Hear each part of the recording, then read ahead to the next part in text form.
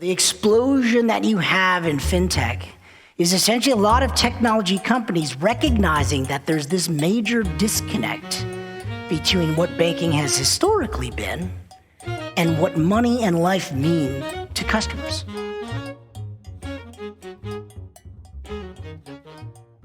So my goal over the next 20 or so minutes is I want to philosophically melt your mind. So let me know if I actually hit that. So banking is a boring fuddy-duddy place, right? Like nobody wants to work at a bank. Nobody wants to kind of focus on banking. It's kind of one of those background things. I'm going to dispel that myth and say that banking is actually the sexiest of all industries these days, especially for branding people. First thing is banks spend a ton of money on marketing and branding, right? Acquisition's a huge kind of industry when it comes to spending, within the marketing and branding space. But the other thing is that banking is in dire need of transformation on a very fundamental level relative to what banking is, or the brand itself. So it's a kind of a super interesting place to be. And the transformation itself starts from really the root of what banking means to people everywhere around the world.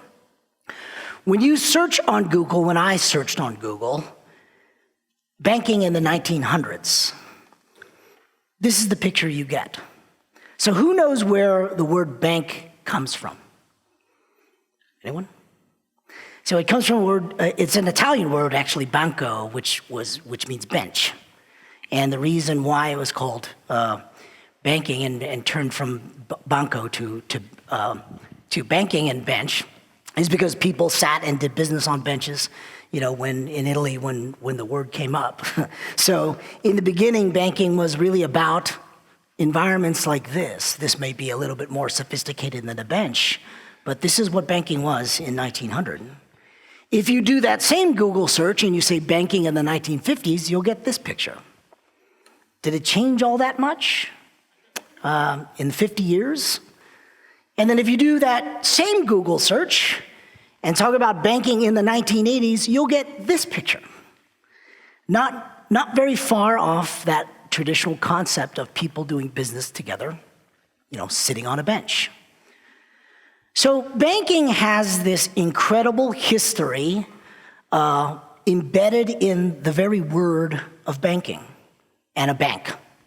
There are not many industries out there so kind of interwoven into life where the very name of the industry, everybody instantly recognizes what that is.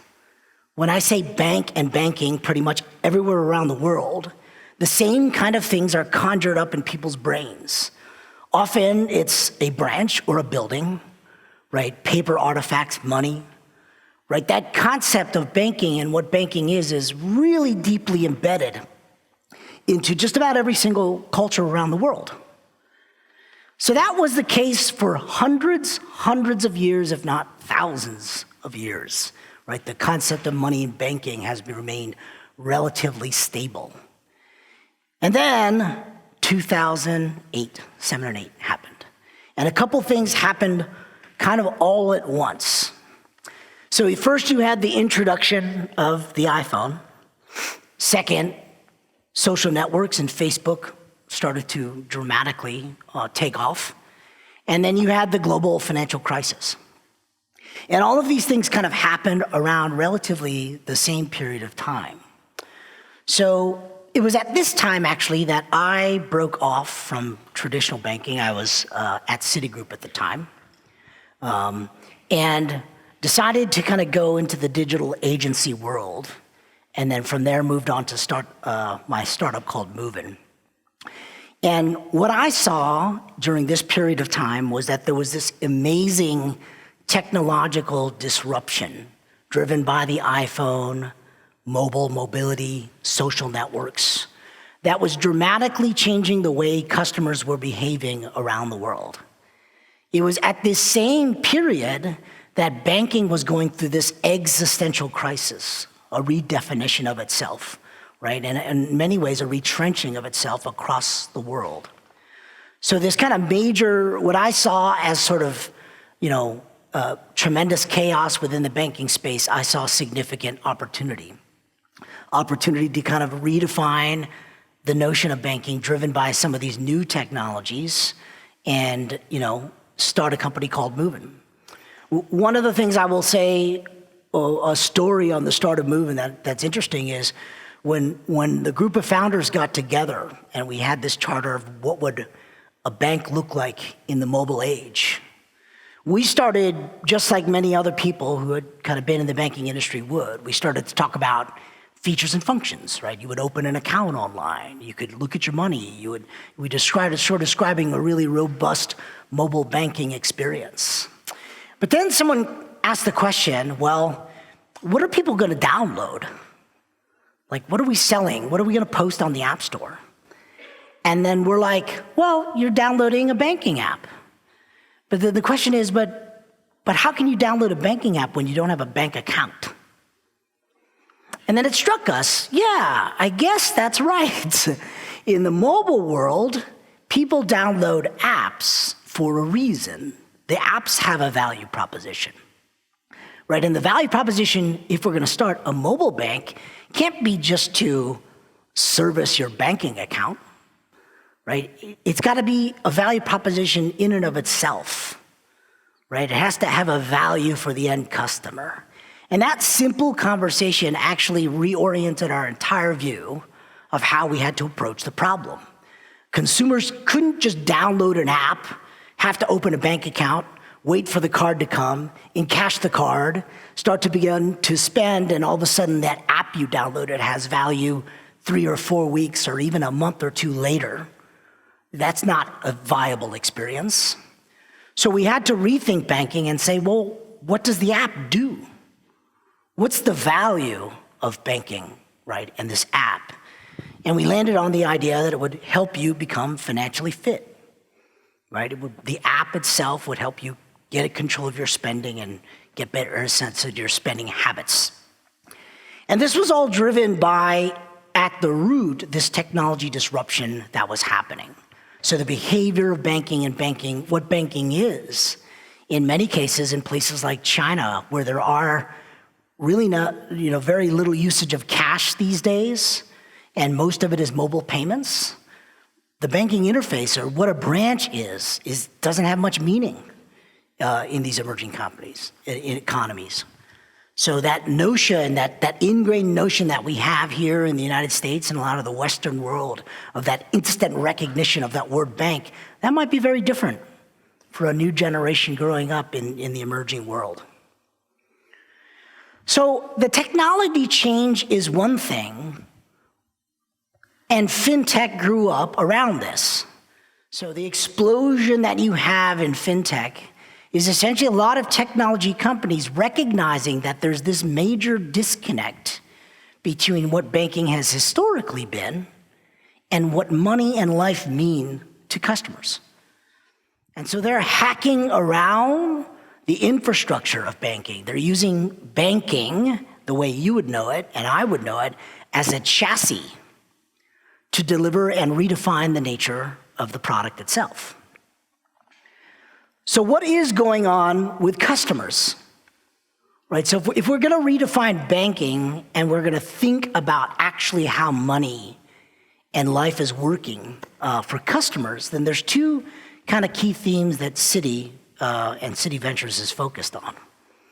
First of all, there's this recognition of modern life.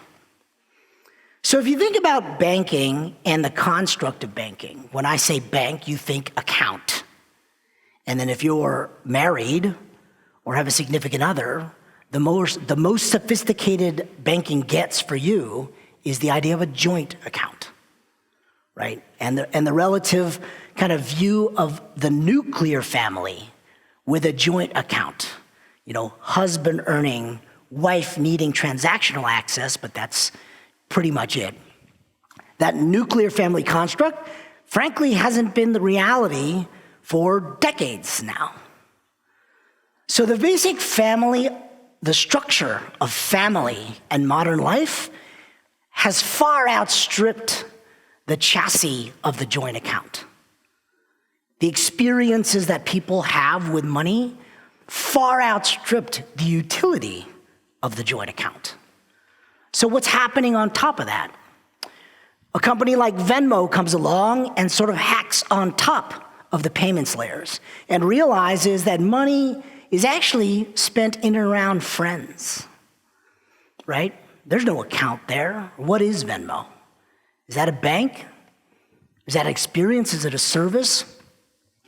So all across modern life, people have been hacking banking for decades, using spreadsheets and envelopes and different kind of hacks to their own lives to basically deal with the lack of utility of the basic bank structure of the joint account. So banking needs to become contemporary for modern life. So that's one pillar we're focused on at Citi Ventures. And how does banking and the experiences around banking, both digital and offline, really transform the way that families interact, and recognizing that the nuclear family is, the structure of a bygone era. The second thing that's happening to customers out there is that they feel stuck. And that feeling of stuckedness is across all income strata, right? Stagnation is felt not only among less affluent populations, but among folks that you would consider actually extremely affluent, especially folks on the coast.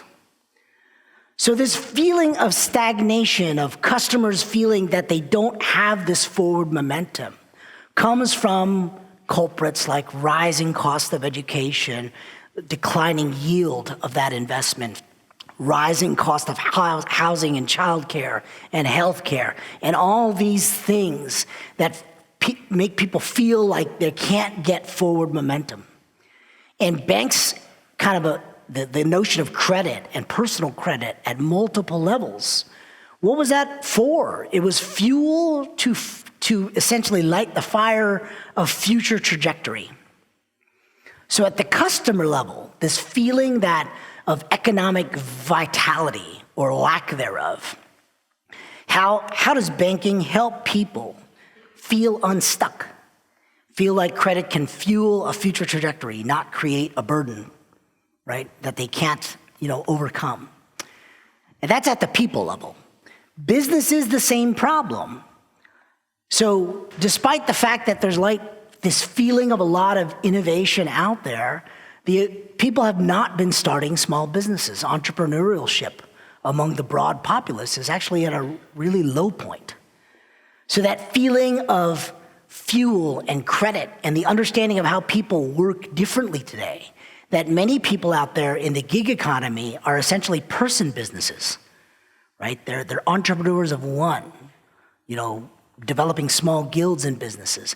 How does banking respond to that fuel? And last but not least, entire cities feel stuck and stagnant. How do they get investment? How do people sort of understand how to interact within their communities and cities to build things? A big part of banking, especially with the heritage of Citigroup, was to fuel the growth of modern cities. And how does that look like going forward? So economic vitality at the people, business, and city level is another major problem that Citi Ventures and Citi at large are focused on as well. So I pose to you that forget about that word bank and the branding that sort of triggers in your head, the notion of what a bank is. And the real question that we need to solve, that we're actively pursuing at Citi Ventures and across the financial services world, is this: how does banking drive economic vitality for modern life in the digital age? That's the challenge that pretty much everybody across the world in the fintech space and in the banking space is focused on.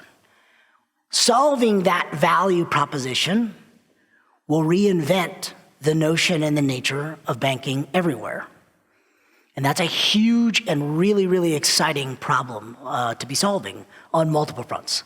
The branding front, the product creation front, the technology front. It's a dramatic and large-scale transformation that's going on in the industry. I think the likes of, are not going to be seen for quite some time again in history. So I hope that reframed your notion of banking and made banking sexy again for you all.